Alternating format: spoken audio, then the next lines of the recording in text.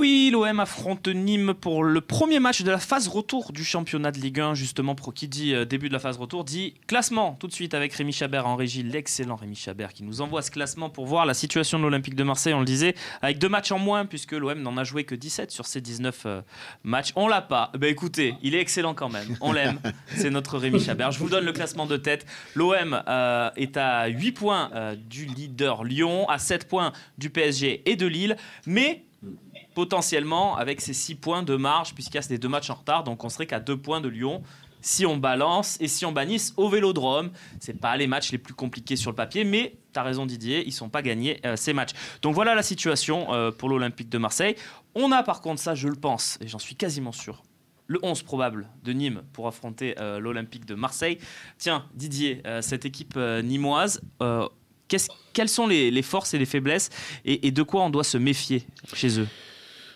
Les faiblesses, les forces, quand tu es dernier au classement... C'est pourri, c'est ça? Non, c'est pas pourri, bon. mais tu dois avoir certainement des... Je vais plus parler de faiblesses, parce que les forces... Ouais, j'ai bien aimé leur milieu de terrain Koubas, là. Il y a une capacité de passe, une capacité de récupération qui est importante. Après, j'aime bien Ferrat et Roux, parce que c'est des garçons qui se projettent et qui ont des situations. Mais après, c'est une équipe que si tu prends au sérieux, elle est en plein doute, cette équipe. Donc, je pense que si aujourd'hui tu fais un match que tu dois faire, il n'y aura pas photo. Mais bon, mais c'est sûr que si, par contre, tu les prends à la légère, c'est une équipe qui peut, à un moment donné, te poser des problèmes. Donc, les forces, je ne connais pas assez cette équipe de Nîmes pour te dire les forces qu'elle peut avoir, mais la faiblesse, c'est que voilà, c'est une équipe qui va venir avec beaucoup de manque de confiance et de doute. À nous de leur faire, à nous de les couler parce qu'on a les capacités de le faire. Sûr. Voilà. Après, un match au football, tu peux le rendre simple, comme tu peux le rendre très compliqué. Si l'Olympique de Marseille n'aborde pas le match comme ils doivent l'aborder, on aura un match compliqué. Comment va-t-on l'aborder mentalement? C'est la question de Jacques. Justement, vas-y, complète avec cette réponse sur le mental. Mentalement, il faut qu'on s'appuie sur ce qu'a dit Yves Las-Boas. On a fait un gros match contre le Paris Saint-Germain, on a fait une belle prestation. Il le dit, et moi je me sers de ça. C'est une meilleure équipe. Le premier match de la saison, la meilleure équipe qui a perdu, voilà. Donc on reste sur une bonne dynamique et on va rester sur ce match-là. Et mentalement, il va falloir qu'on répète les mêmes efforts que contre Paris, qu'on mette beaucoup plus de... Et je suis certain que contre Nîmes, il va mettre un attaquant axial. Oui, je suis sûr. On verra bien et je pense que tu as raison. Petit mot, juste, moi j'ai un petit coup de cœur dans cette équipe de Nîmes depuis le début de saison, c'est Méling, leur arrière-gauche, que je trouve absolument phénoménal. Non, mais très fort pour 1 million d'euros. Voilà, je pense que quand tu cherches un arrière-gauche, que Nîmes va chercher Méling et que toi tu prends Nagatomo, il y a un problème. Voilà. Kevin, c'est ton avis aussi? Kevin? Juste pour rebondir sur Mailing, je dis à tout le monde d'aller sur le Phocéen dans les archives. C'est un latéral qu'on avait parlé. On a un article sur lui. On l'avait fait avec moi il y a à peu près 1 an et demi de ça. C'est sur le mercato d'hiver. Il y a 1 an et demi en derrière. Il jouait à Rosenborg et je vous en avais parlé pour 1 million d'euros de ce latéral gauche. Il y a un article sur le Phocéen sur Mailing. Donc oui, je te rejoins à 300%. Quand des fois il y a besoin d'avoir des petites idées, mais je pense en tout cas qu'avec Pablo Longoria, on va être un peu plus surpris. Je pense qu'en tout cas il va être sur un terrain comme ça. Et on va avoir des joueurs assez intéressants. Mais je rejoins Didier sur tout ce qu'il a dit par rapport à Nîmes. Normalement, ce match-là, si tu l'abordes de la meilleure des manières, c'est 3 points. On va voir si vous vous rejoignez puisque c'est le moment. Nîmes, oui, vas-y. Non, je disais Nîmes en statistique, c'est sur les 15 derniers matchs, c'est 12 défaites. Donc, dans le trou, ils y sont. Depuis le changement de coach, depuis que Blacard est parti, Arpinon est venu, c'était compliqué en coulisses. Même depuis en fin de saison dernière, ça a commencé à se compliquer au niveau de la direction et du directeur sportif qui faisait tout là-bas. Voilà, Arpinon essaye tant bien que mal de sauver ce club. Mais voilà, c'est un match, comme a dit, je ne vais pas paraphraser, mais tu le prends au sérieux. Ça doit être +2, +3 et tu dois tourner vers le prochain match. Tu sais que Nordine, c'est ces matchs-là les plus compliqués. Hein. Exactement, je les ai joués en amateur ces matchs-là. Tu le sais, hein, Nord.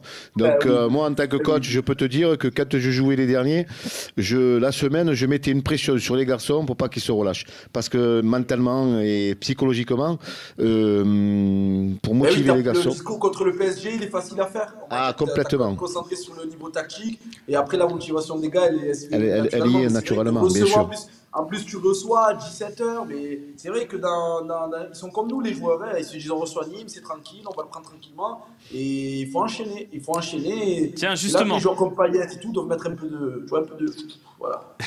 Justement, les coachs, là, puisque vous me parlez d'analyse tactique, de coaching, de mental, c'est le moment de faire la compo. Le coach, c'est nous, messieurs. Vous êtes 3. Je suis là pour trancher s'il y a un gros désaccord, mais c'est vous qui allez faire la compo. Kevin, Nordine et le vrai coach parmi nous, Didier Camizouli, évidemment. Tiens, on commence par le schéma. On reste dans ce 4-2-3-1 modifiable. Nordine également. Ouais. Oui. Allez, on y va. Je vois Kevin qui dit oui également. Mandanda dans les cages s'il est dispo. On n'a pas encore l'info. On verra ça demain certainement avec Villas-Boas. Mais sinon, ça sera Pelé. Bon, voilà. Mais on part sur Mandanda quoi qu'il arrive, les amis. Sinon, on prend un petit risque. Mais bon. Ouais, s'il est blessé, mais bon, s'il n'est pas blessé, il faut qu'il joue, quoi. Sinon, on a des choix maintenant sur les autres postes. Les latéraux, messieurs, avec Lirola, Nagatomo et Sakai. Alors, qu'est-ce qu'on fait, tiens, Didier on le fait rentrer tout de suite, notre Espagnol? Ah oui, moi je le fais rentrer de suite. On l'a pris, c'est pour qu'il joue. Alors après, peut-être qu'il aura peut-être un peu de temps de jeu qu'il faudra gérer. Avec qui à gauche? Moi, je mets Sakai.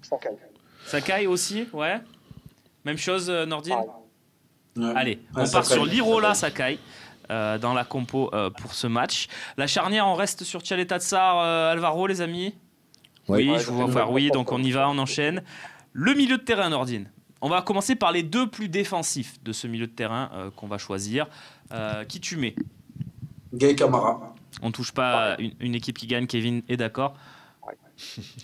Moi, je vais changer. Oui, mais tu as le droit. Dis-nous ce que tu aurais fait. Parce que moi, on est à la maison, on a besoin d'avoir cette capacité de relance, tout ça. Je vais mettre Rongier et Camara.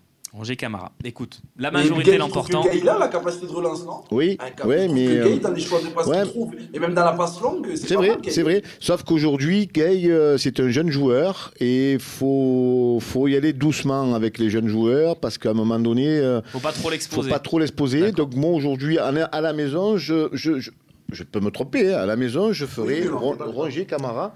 Je vais t'expliquer pourquoi après. Parce que je veux me mettre quelqu'un au milieu, tu vas voir, Nordine. Justement, le petit défaut de Gay, j'ai l'impression qu'il ne maîtrise pas ses interventions. Il peut faire des grosses fautes des coups, comme il a fait un peu à Rennes, c'est ça qui. Bon, bref, sinon, au niveau du jeu, je trouve. Il est en train de monter en puissance. Comme j'ai créé un staff avec 3 têtes pensantes et qui décident tous, c'est difficile, mais. Ça sera quand même Gay Camara. Du coup, Rongier, tu peux le proposer ailleurs si tu veux, Didier. C'était quoi ton idée du coup? Moi, j'avais décidé, dans ma tête, c'était à la maison de mettre Rongier Camara parce qu'il y a cette capacité de bien défendre et Rongier d'avoir cette capacité de se projeter aussi. Et je voulais mettre ce liant technique au milieu de terrain, que ce soit Payet ou Cuisance, parce que je joue contre Nîmes. Payet ou Cuisance? Un des deux. Mais moi, j'aurais mis Payet. Si j'avais mis Rongier là, je mettais Payet et je mettais Benedetto, Thauvin avec Radonjic. On va le faire, le quatuor, voilà. Payet, Thauvin, Benedetto, Radonjic. Ouais, c'est sûr que c'est offensif, effectivement. Ben oui, tu es à la maison, il faut gagner, il faut poser des problèmes à Nîmes. Mais je ne fais pas partie des têtes pensantes de ce triumvirat que vous composez magnifiquement avec Kevin Kribis. Tiens, Kevin, ton quatuor. Moi, je rejoins à 300% Didier avec Payet en 10, mais je crois qu'il faut arrêter de le mettre dans ce poste-là parce que Villas-Boas ne le fera jamais. Je ne sais pas pourquoi, d'ailleurs. Kevin, on s'en fout. Ouais. Le coach, c'est nous. C'est nous qui fait les coachs. C'est vrai. Moi, je mettrais Payet en 10. Je mettrais 2 vrais ailiers, donc Thauvin et Radonjic dans les couloirs, et Benedetto en pointe. Ouais. Nordine? Je mettrais Cuisance en 10. Et je mettrais Thauvin, Benedetto et Payet sur le couloir parce que je trouve que Cuisance a plus d'activité et comme je t'ai dit, même si tu joues contre Nîmes, que c'est des matchs qu'il faut absolument gagner, le replacement défensif sur les premiers mètres face à une équipe qui va tenter quand même des coups, je trouve qu'il est assez important et Cuisance est capable de le faire et Cuisance techniquement n'est pas horrible à voir aussi, donc Payet sur le côté, Cuisance en 10 et voilà, Thauvin, Benedetto, je pense que ça peut le faire. Payet en 10, il y a un peu de mal. Alors, pourquoi j'ai mis. Il y a beaucoup plus de chances qu'elle soit comme ça, cette équipe. Oui, elle sera oui. Moi, j'ai mis Payet. Je peux ou pas? J'ai mis Payet parce que tu vas avoir une équipe de Nîmes qui va jouer dans un bloc très très bas et qui va jouer les contres avec Ferrat, Ripard, Roux. Et dans cette capacité de jeu réduit, jeu fermé, Payet, Thauvin, Benedetto et Radonjic, ça pourra peut-être se trouver plus rapidement. Cuisance peut le faire aussi, c'est vrai. Il y a une certaine lenteur, un peu Cuisance. Il a un petit. Mais Cuisance, côté, c'est un garçon il a raison, Nordine, c'est un garçon qui a un volume extraordinaire, mais je trouve qu'il s'éparpille un petit peu, sur tout le terrain. Alors que Payet, dans ce registre-là, il peut avoir ce lien entre les 3 attaquants et on a besoin. Et contre Nîmes, on va en avoir besoin parce que tu verras, On en reparlera si je suis invité des prochains matchs, des prochaines semaines. Tu seras invité, Didier. C'est une équipe qui va venir que pour nous contrer. Elle va pas venir, c'est sûr. hein. Non, mais c'est sûr. Donc il va falloir qu'on soit très, très juste dans la dernière passe, dans la qualité de passe, dans les interlignes. Et il faut de la qualité technique, là. Absolument. On conclut là-dessus sur Nîmes. Je vous rappelle quand même qu'il y a une petite rumeur qui enverrait Marley Ake en prêt du côté de Nîmes. On en parlera peut-être dans les questions-réponses, puisque c'est maintenant.